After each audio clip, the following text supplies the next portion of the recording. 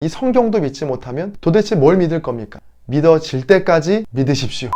안녕하세요. 10분 성경의 보통 목사입니다. 오늘은 댓글로 남겨주신 질문을 나누려고 하는데요. 2주 전 구독자 중 한 분이 주신 질문입니다.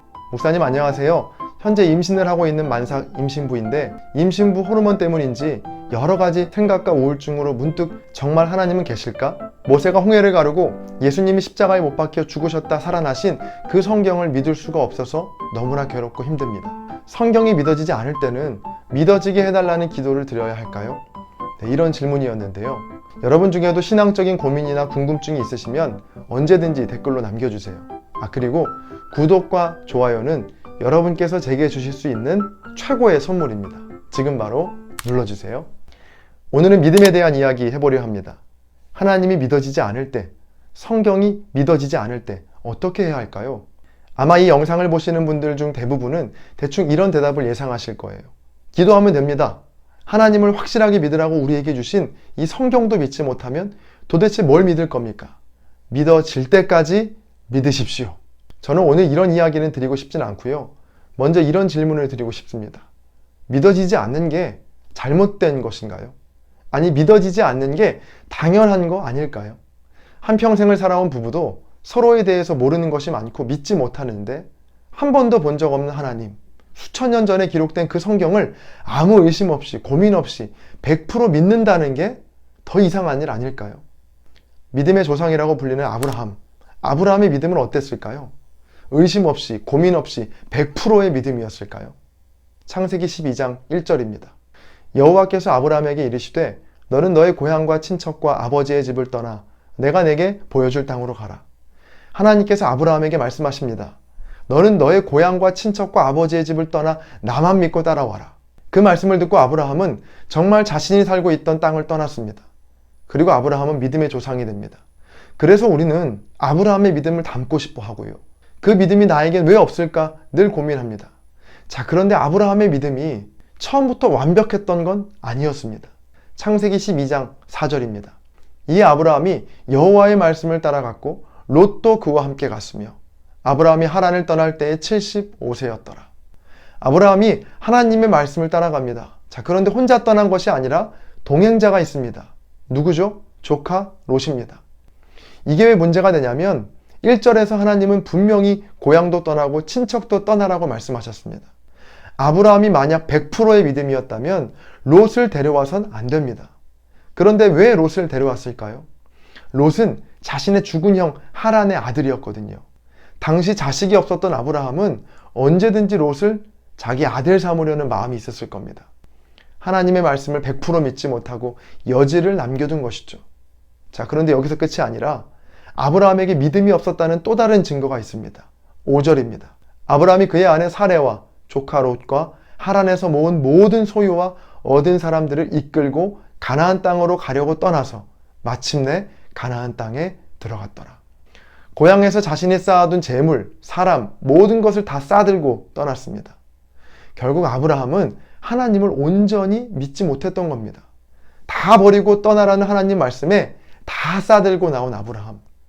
믿음의 조상이라는 말이 무색할 정도로 얼마나 믿음이 없는 행동입니까? 아브라함도 하나님을 100% 믿지 못했습니다. 직접 하나님의 음성을 듣고 성경의 시대에 살았던 아브라함이 실패한 겁니다. 그렇다면 우리의 실패는 너무나도 당연한 것 아닙니까? 감사한 건 이런 믿음 없는 아브라함을 하나님은 내치지 않으시고 끝까지 끌고 가셨다는 겁니다. 어디까지요? 믿음의 조상이 될 때까지. 그래서 우리에게 중요한 건 내게 얼만큼의 믿음이 있느냐, 성경이 몇 프로 믿어지냐가 아닙니다.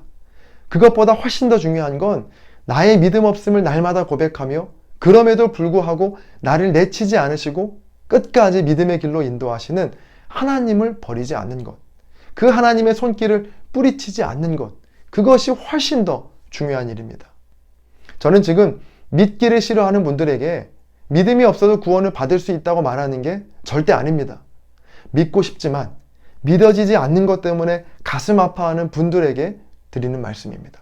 다 믿어지지 않아도 괜찮습니다. 아니, 그게 정상입니다. 그러나 우리가 확실히 믿어야 할 것 한 가지 있습니다. 이런 나를 하나님은 끝까지 내치지 않으신다. 나를 믿음의 길로, 구원의 길로 반드시 인도하신다. 누가? 하나님께서. 성경에 왜 이렇게 믿음에 관한 말씀들이 많을까요? 그만큼 믿음이 중요해서? 네, 맞습니다. 그런데 더 중요한 이유는 바로 이겁니다. 우리에게 믿음이 없다는 사실을 하나님이 너무나 잘 알고 계시기 때문에, 우리에게 이것이 어려운 숙제라는 걸 알고 계시기 때문에 반복해서 거듭 말씀해 주시는 겁니다. 자녀를 키워보신 분들이라면 공감하실 텐데요. 자녀들에게 하는 잔소리 중에 가장 많이 하는 잔소리는 뭘까요? 내 자녀가 가장 어려워하는 것, 내 자녀가 가장 하기 싫어하고 힘들어하는 것, 그것을 계속해서 반복해서 말합니다. 마찬가지로 하나님께서 성경을 통해 우리에게 믿음이라는 주제를 갖고 잔소리를 해오시는 건 그만큼 믿음이 어려운 숙제이기 때문에, 믿기가 그만큼 힘들다는 걸 아시기 때문이라는 거죠. 다시 질문으로 돌아와서 하나님이 믿어지지 않을 때 어떻게 해야 할까요? 이제 결론의 말씀 드리겠습니다. 예수님께서 부활하신 후에 도망친 제자들에게 나타나셨죠. 그리고 가장 세게 배신을 했던 베드로에게 찾아가십니다. 그리고 하셨던 주님의 말씀, 베드로야, 내가 날 사랑하느냐? 주님은 베드로에게 내가 나를 믿느냐라고 물어보지 않으셨습니다. 대신 나를 사랑하느냐? 믿음을 묻지 않으시고 사랑을 물으셨습니다. 하나님이 믿어지지 않아서, 또 성경의 사건들이 믿어지지 않아 괴로워하는 우리에게 주님은 또 이렇게 물어보지 않으실까요? 내가 나를 사랑하느냐? 주님을 사랑하는 것, 그것이 바로 우리의 믿음의 출발점입니다. 다 믿어지지 않더라도 그럼에도 불구하고 사랑만은 느껴지는 순간들이 있거든요. 성경 말씀을 읽으시다가 또 길가에 핀 꽃을 보다가 주변 사람들의 연락을 통해 문득 주님의 사랑이 느껴지는 그 순간, 여러분 그때는 주저하지 마시고 이렇게 한번 고백해 보시기 바랍니다. 네, 주님, 제가 주님을 사랑합니다. 그 사랑이 점점 깊어지고 짙어질수록 나도 모르는 사이에 성장하고 성숙해져 있는 나의 믿음을 발견하게 되실 겁니다. 어쩌면 이 영상을 보고 계신 것도 주님께서 여러분을 사랑하신다는 증거가 될 수 있다는 것이죠. 이 영상이 끝나면 한번 이렇게 고백해 보시죠. 네, 주님, 제가 주님을 사랑합니다. 마지막으로 바울의 고백, 로마서 8장 38절 39절의 말씀을 읽어드리겠습니다.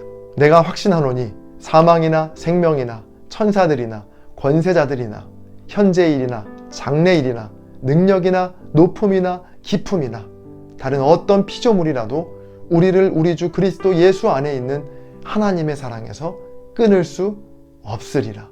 그 끊을 수 없는 사랑이 우리를 천국으로, 또 우리를 믿음의 길로 인도할 것입니다. 그 믿음을 갖고 여러분 열심히 기도하시고 하나님을 마음껏 사랑하시기를 바랍니다.